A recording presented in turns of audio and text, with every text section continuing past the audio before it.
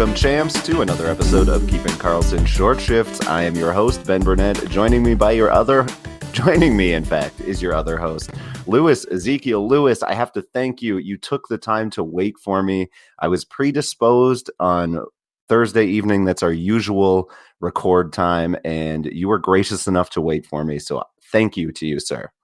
Oh, absolutely. My pleasure. I'm glad you got to go see the Flames beat my opponent's goaltender and drive him into negative points. So that's always a nice fantasy surprise for me. Yeah, that was awesome for me. I have never seen the Leafs live, have never seen so many Leafs fans in one place before, and seeing their hopes and dreams shattered all at once. It's tremendously satisfying is how I'll describe it. I'm not even a Leafs hater. It's just watching them lose is never not fun. So, Ben, you've called Brady Tkachuk your garbage son in the past, and I wanted to know, how does his attempt to steal Caden Primo's first victory puck, luckily thwarted by an eagle-eyed Carey Price, rank on your garbage-o-meter from legitimate gamesmanship to licking your opponent in the face? I was out last night. I have no idea what you're talking about. Did this get reported last night? Yeah, so on Wednesday night, Caden Primo and the Canadians beat the Senators in overtime, and Brady Tkachuk tried to make off with Caden Primo's first victory puck, but Carey Price pounced on him and made him give it back. I don't know if he picked him up by the ankles and shook him upside down until it fell out, but that's how I like to imagine it took place. So this was reported by multiple people? That is correct. This is a real thing that happened. Okay. I'll say this. I don't care about victory pucks or whatever. I'm sure they're important to the person who gets them. If it was a player I cared about, maybe I would care more. But on the garbage-o-meter, this one ranks low for me. All right. Fair enough. Just was curious there. So, folks, as you may know if you've been listening to the show for a few weeks now, Lewis and I have had some trouble getting in some plugs, and so we are going to introduce a new segment here. It's called Phone a Friend. We had our pal Thorny call in to give us a hand with the audio for a certain plug that we've been having some issues with. So we're gonna play that now. Ben Burnett, Lewis Ezekiel, this is Thorny checking in from his mother's basement, where it's currently colder than Matt Dumba's stick. Gentlemen, I want to first apologize for not being a patron to the Facebook page. Mother does assure me if we keep the temperature low throughout the rest of the month of December, she will loan me the necessary funds for me to realize my New Year's resolution, which is to be a patron of that Facebook page. Just one of the many tentacles of the global Keeping Karlsson podcast network. Gentlemen, today I'm here to render some URL assistance for GameDayLineTweets.com. That is GameDayLineTweets.com. Line with no S, tweets with an S.com. And what happens when you type in that very clear, very simple URL into your browser and press enter? Boom. Practice updates from the morning skate featuring line combos to give you all the information you need to win your day. I love it. That's outstanding. It's so good. Tagline. Yeah, we're going to be out of a job soon, I'm afraid.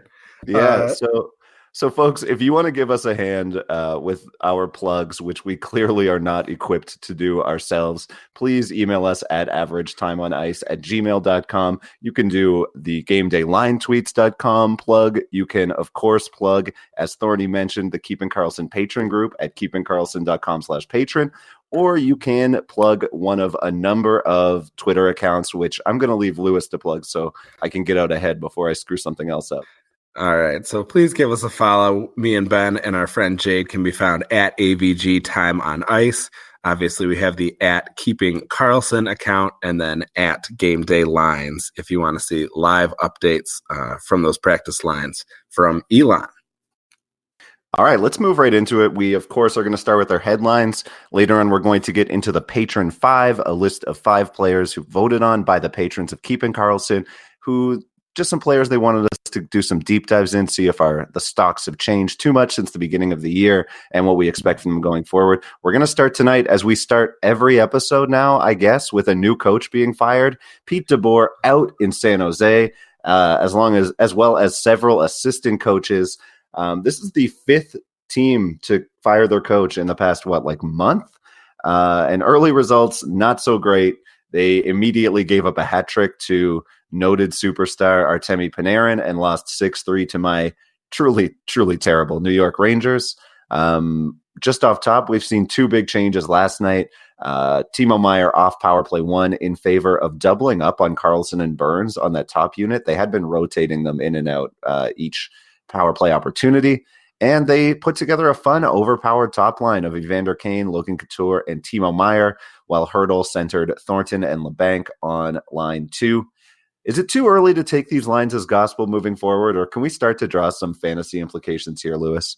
We talked last episode about when we think lines will kind of stick and said, they're more likely to stick after a victory. So I think after this loss to a fairly bad team, I don't know if I want to put too much stock in the lines that we saw out there if they weren't able to get a win over the Rangers.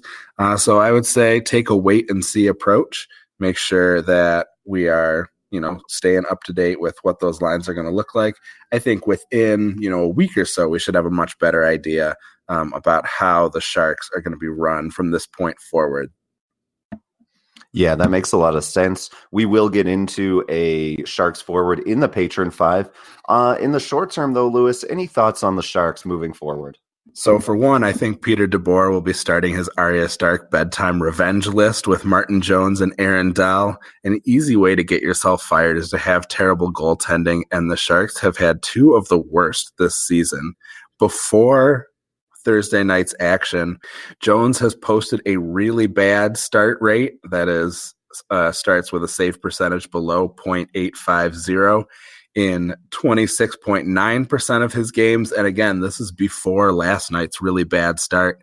And Aaron Dell has a whopping 45.5% really bad start rate. That's just awful goaltending. And I don't know how much head coaching can really do. Here's another one for quality starts. Jones ranks 50th out of 53 goalies with at least 10 starts in his quality start rate. One slot above him is Aaron Dell at 49th out of 53. Really tough look for the Sharks. I think that this is pretty much what we thought we were going to get out of the Sharks this year. And so overall, what we haven't seen, though, or what doesn't often get talked about, is that this team was truly dreadful at actually preventing chances on their terrible goaltenders, which, I mean, if you're going to have bad goalies, you should at least do a half-decent job of protecting them. Yeah, absolutely. They were 4th in expected goals for per 60 last year, expecting to get about 3 per game. They're down to 13th this year at 2.67. And they were 12th in expected goals against. They've dropped now to 28th, giving up nearly 3 goals a game. Notably, they've had a 7.6% drop in their power play efficiency, which dropped them all the way from 6th in the league last year down to 23rd this year. Losing Pavelski really seems to have hampered the power play more than expected. And given how Pavelski has produced this year, I would wager that he and the Sharks miss each other quite a bit. The Sharks have been one of those teams that has been worried about the window closing for years, but it may slam shut on their aging core if they miss the playoffs this year, especially because Ottawa holds their first-round pick in 2020. So you know that they are rooting for the Sharks to fail. Can a new goalie coach fix Martin Jones, or is he just what he's going to be, a below-average goalie, overpaid at $5.75 million through 2023-24? Maybe if the Sharks can start to play a tighter defensive game, they might be able to help out their goalies. But obviously last night against the high-event Rangers, they were unable to tie up some of those chances. Really weird career for Martin Jones, like very average goalie through his first 5 or 6 years. Up until 2017-18, he had never, he was still a .915 goalie. And then just the last 2 years, the wheels have really fallen off. I wonder if it must be a result of our podcast's namesake, Erik Karlsson, coming on board in San Jose, huh? Yeah, I wonder about that. Obviously you're getting a lot of offense, and he's been criticized for his defense in the past, I think pretty uncharitably. But for whatever reason, the changes in San Jose have not seemed to help very much on the defensive end for these poor goalies who, again, are not performing up to par, but are not being given good situations to perform in either. Yeah, I am also just kidding. I'm not a crab person who hates Erik Karlsson. Just trying to trigger Brian and Elon here. Moving on, we have seen another staple of the hashtag banned practice movement, of which Lewis may be the foremost member. Thatcher Demko suffers a concussion in practice. He's out for an unknown period of time. In the interim, the Canucks got an incredible goaltending performance out of Jacob Markstrom last night. I think he had 40 saves in an overtime shutout of the Carolina Hurricane, or he had more than 40. I checked in the third period, it was 41 saves. So yeah, a ton of saves from Jacob Markstrom. By all accounts, an incredible performance. But Thatcher Demko out with a concussion. Markstrom owners, and not to minimize what is like obviously a serious brain injury for Demko, but Markstrom owners must be pretty happy to see him get a run of starts here. Yeah, I think so too. Obviously, last night was a spectacular performance. Overall, Markstrom's done about what he's been expected to do so far this season. Before last night's game, he was at a .917 save percentage with an expected save percentage of .919 and was just a hair under expectations for goals saved above average, which puts him around the middle of the pack of goalies with at least 700 minutes. As of last night, he was sandwiched between Marc-Andre Fleury and Andrei Vasilevsky. It is a little worrisome that Vancouver is 25th in the league in expected goals against per 60. You know, you can see some of that coming through with the barrage of shots that he faced during last night's game. But Markstrom's been able to put up acceptable to good numbers in the meantime, and I think it'll be a bit of roster relief for those Markstrom owners to know that they're going to be getting some reliable starts, at least in the near future. Yeah, I don't want to get too in the weeds with Markstrom's season-long numbers. He had that, he went through a difficult family time about halfway through the year, and he had started so hot and then came back a little slow. So I'm not overly concerned about him not having elite level numbers. I think he's going to be a great play season long. The Canucks are going to be competitive just based on having such a good, like, elite level top line. And I think Jacob Markstrom is capable of keeping them competitive in that like 6 to 10 range of teams in the West. Yeah, absolutely. And they're really putting it together on offense very nicely as well. So if they can outpace their opponents scoring wise, and Markstrom can steal a save or two throughout a game, the Canucks are going to be able to pile up some victories. Absolutely. On Tuesday, we talked about the Colorado Avalanche being close to fully operational. At that point, they had JT Compher skating between Landeskog and Rantanen. Until with Kadri back, Kadri immediately took that spot between Landeskog and Rantanen. Very interesting spot for Kadri. He also immediately took back that spot on the power play 1 from Joonas Donskoi. I think Donskoi, despite the McKinnon exposure at even strength, is pretty droppable in a shallow league. While Kadri is someone that I'm probably holding here, I think he kind of has 60 to 65 point upside if these current lines hold. Yeah, I think staying sharp on those line deployments for players like Kadri and Donskoi, I think is going to be really important. I do have some interest in Donskoi. I've got him in a pretty deep league, so I'm holding him for the time being because I still find him interesting. But yeah, there's some players on the Patron 5 that we might bring up who could be an interesting swap. Yeah, he's not a bum. Like, I'm not running out of my way to get rid of Donskoi, but definitely less interesting when he's off that top power play unit. And I do think that Kadri cleaning up around the net should be helpful. Yeah, and I think it's good to keep an eye on sort of who should be moving your roster, so you can think about players that you might want to drop when someone really interesting is brought up. Donskoi might be in that position moving forward, depending on how much he's able to produce here with McKinnon without that power play time. Yeah, that's an interesting thought. I do try to have a player or two in mind as a drop in case someone really interesting pops up on the waiver wire or someone gets traded and it's like, oh, should I be looking to add that player? Sudden changes in value. I definitely try and have that in mind in most of my leagues just in case something big comes up, because you don't want to get stuck hovering over that add player button and then get scooped. Mm-hmm. Yep, absolutely. All right, we're going to move right into the Patron 5 now. And of course, the Patron 5 is voted on by patrons of Keeping Karlsson. As mentioned earlier, you can become a patron at keepingkarlsson.com/patron. Starting off with number 5, this is a player that I am ready to do a victory lap on, Lewis. Anthony Duclair. I mentioned him 2 weeks ago. We did a lottery ticket show where we talked about our favorite player owned in fewer than 25% of Yahoo leagues. I mentioned Duclair, who at that point was owned in 18%.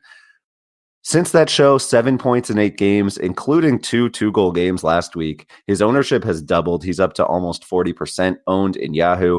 Duclair is now on pace for 38 goals, and he's only shooting 0.5% higher than he shot last year. So I still think 30 goals is in the cards, as I mentioned a couple weeks ago, especially if he can keep up his 3 shots per game rate. One downside here that I'm a little nervous about, we're not seeing that full-time exposure to baby Brady Tkachuk. He's been split onto a line with Tierney and Nemesnikov, but he is still playing the lion's share of power play time with the littlest TK, which you love to see.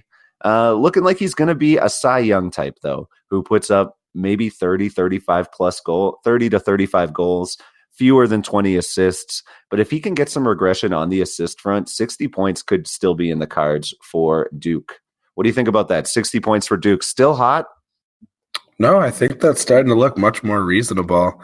He is kind of putting himself in a category kind of with like the Anders Lees of the world, those big shooters and big converters who aren't going to get you a whole ton of assists. But if you're in a league that is weighted to put goals above assists, appealing already, but really appealing in that setting. I'm with you 100%. Lewis, why don't you tell us number 4?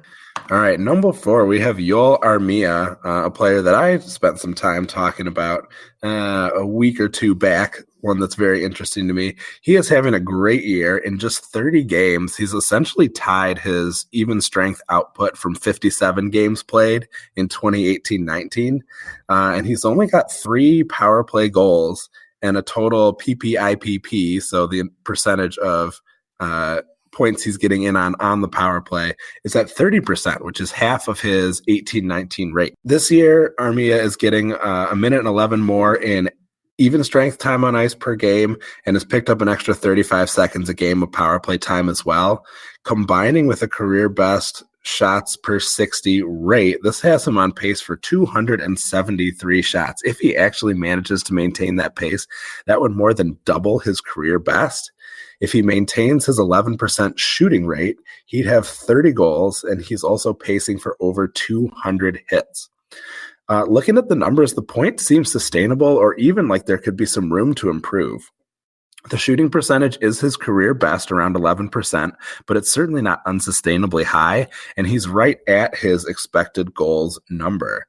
5 of his 6 assists at even strength are primary assists, and with his even strength IPP down at 50, which is the lowest of his career, although not by too much, he should be lucking into a few more secondary assists as time goes on. When I look at Armia, he seems to be doing what we all sort of hoped Josh Anderson would be able to accomplish in 1920.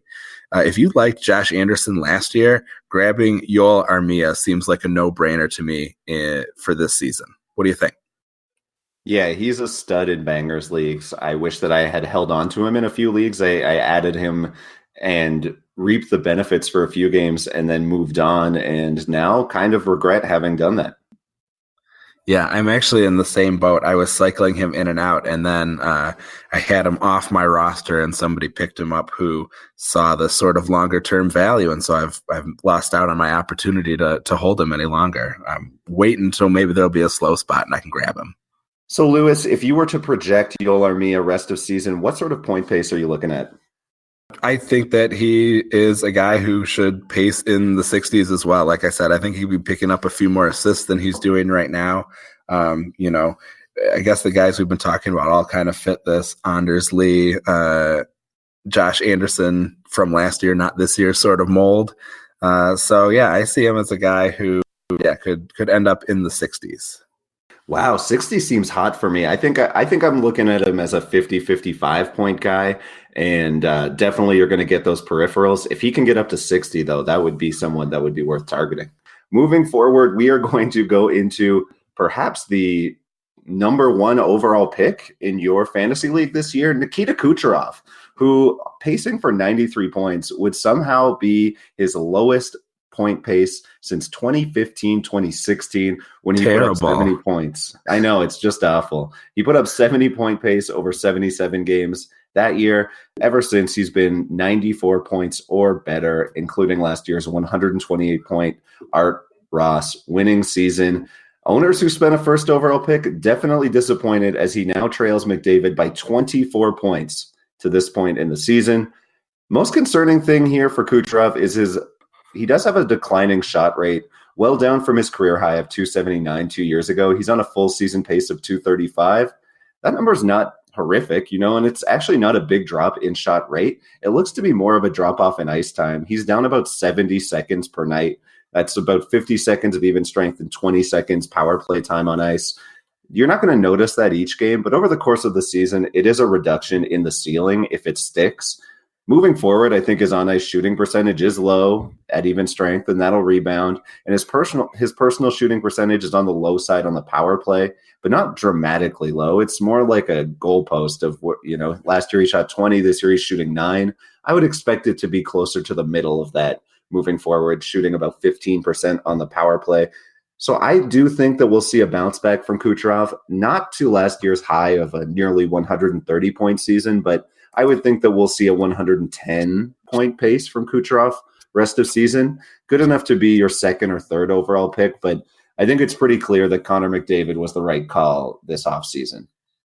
Yeah, definitely. I wonder if we're seeing a little bit of the ripple effect from last year's humiliating first-round sweep at the hands of the Columbus Blue Jackets.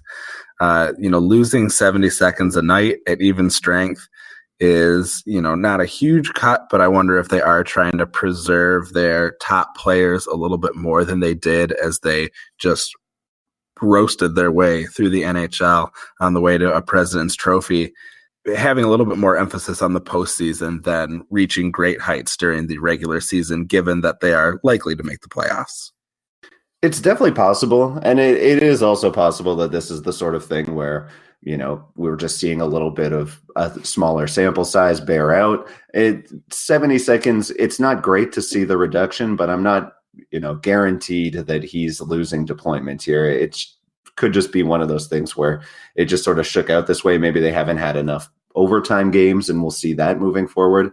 But definitely, to start the season, not the greatest look, but I mean, there's not that much more to say about Kucherov. He's been a stud. He'll be a stud. If you can get him for a 90-point pace, if you could flip, I don't know, Mikko Rantanen into Nikita Kucherov at this point, I'd be okay with that. Yep, a guy who I think will certainly rebound on his pace, we hope to see. He had a bit of a slow start last year too, so hopefully, he'll be on the mend. Let's talk about another player who reached some really spectacular highs in the past, but hasn't quite picked up where he left off. A lot of hue and cry over the status of Vincent Trocheck. Trocheck was a league-winning late pick in 27-18 who scored 75 points, had great hits and shots numbers. But here in 1920, there are some real concerns about his production. So last year in 18-19, Trocheck had a terrible ankle injury. He came back shockingly quickly relative to how that injury sort of looked. He just wasn't able to reproduce that torrid pace from 2017-18. And basically, so far this year has been more of that 18-19 injury-riddled season for Trocheck. The decline in shot rate over these 3 years, I think, is probably the most concerning, and it mirrors declining minutes in all situations and a falling shots per 60 rate. It looks like a major culprit is the power play, where Trocheck has lost 90 seconds of power play time on ice since his peak in 17-18. And the play on the power play also seems to be passing him by. He is currently sporting a career-low power play IPP. So there's room for regression there where he could luck into a few more power play points, especially his secondary assists seem pretty low. And in his shooting percentage, which is even with last year, around 6.5%, but is almost 4% below his 17-18 rate. Unless his deployment improves, he's starting to look a little bit like Mark Giordano, who had that outstanding season. But rather than having that be the new normal, it's starting to look more like an exception to the rule. Trocheck does have more time to recapture that magic, at least compared to Giordano, but I think we need to downgrade expectations, especially in points and shots for Trocheck moving forward. Yeah, I think the big thing with Trocheck is how is he going to get on? What is his path to top power play minutes? Because he's so clearly blocked by Barkov, Dodonov, Huberdeau, and Hoffman on that top unit. So the ceiling just comes off when he's not going to get that primo deployment. Maybe next year when we see, Dadonov and Hoffman potentially leaving Florida to explore free agency if they can't afford to keep them around, especially with that big Bobrovsky contract. He might get a shot if they want some more veteran presence on that power play one, but you also might see players like Owen Tippett getting thrust into that role to kind of get some early success for some of their young stars. There's plenty of young talent in the system in Florida that could potentially pass him by. So if we had to eyeball a point pace for Vincent Trocheck for the rest of the season, Lewis, where do you fall? So right now he's pacing, I believe, for 48 points. I do think he could have a little more luck, especially with the power play and with those secondary assists. So I might put him on a 55 point pace. But if you're looking for someone who's going to shoot and hit and score points, wouldn't you rather have a Duclair or an Armia than Vincent Trocheck right now? Something I don't think we would have considered during the offseason. Yeah, I think I would prefer Armia just because he's been actually producing and you might see some power play points. But overall, I think that that's sort of the same player as what we're looking at from Trocheck. 50-55 sounds about right to me long term with pretty decent peripherals, although those hits have really fallen off from the highs of the last couple years. So that's something to monitor, absolutely. If I were to rank the three at this point, I think I would go Duclair, Armia, Trocheck. That's the order that I would have put him into. Love when we agree. All right, we'll get into the final member of our Patron 5 this week. And as teased earlier on, it is a member of the San Jose Sharks. Patron Mason James writes, Tomas Hertl started the year 21 points in 22 games pre-injury. He's hurt, misses some time. 4 points in 8 games since the injury. Has anything changed, or should he get back to near point per game pace? The first thing that I want to look at is deployment, and Hertl faced some deployment issues since returning. The Sharks have been messing with that top unit, as I mentioned, and Hertl hasn't been a part of it for the past few games. That's going to reduce his ice time and his ability to score. The other thing is that we've seen Hertl miss some time in-game in only the last 8 games, which in such a small sample is also going to affect what we're seeing in his average time on ice. So I'm not overly concerned about Hertl's deployment moving forward, but in the short term, yes, it does look to be a bit of a concern.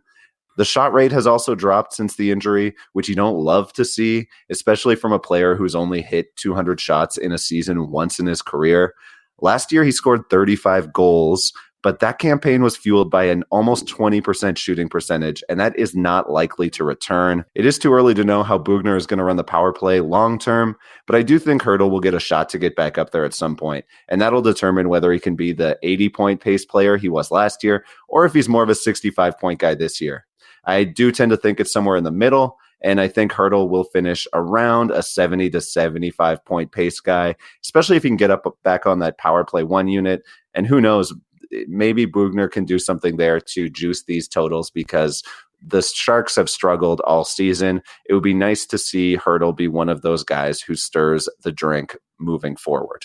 Yeah, I think 65 points, 65 is probably right where he should be. But yeah, if we see some major change for the Sharks, hopefully we could see him really cash in if he can start to perform. Yeah, I would definitely be okay with making a buy low on Hertl if the owner is getting antsy in your league. I've seen a few members of Keeping Karlsson Facebook group leave Hertl on the bench in recent weeks, and it's hard to argue when he's been so cold, but hopefully he gets back up there, and in the meantime, we can all do a little buy-in low. Yeah, definitely. All right. Lewis, that's all we have time for today. For myself, Ben Burnett, I'm signing out of here. I will be back on Saturday morning with the weekly Keeping Karlsson patron-only Facebook group Saturday morning streaming series. I will be streaming from my kitchen and joined live and in person by our cohort, Jade Bettine. I'm very excited for that. I hope you will all join us for the Saturday morning stream. Get your sit starts, get your ad drop questions answered, a little bit of nonsense. That show is always super fun. Lewis, why don't you take us out of here? All right. Well, we want to thank Fantrax, Yahoo, Hockey Reference, Corsica Hockey, Frozen Tools, and our pal Thorny for his excellent ad read for us at the start of the show. So thanks to all of those awesome hockey resources for helping us research our show. We'll see you again next week. And until then, play smart and keep your shifts short.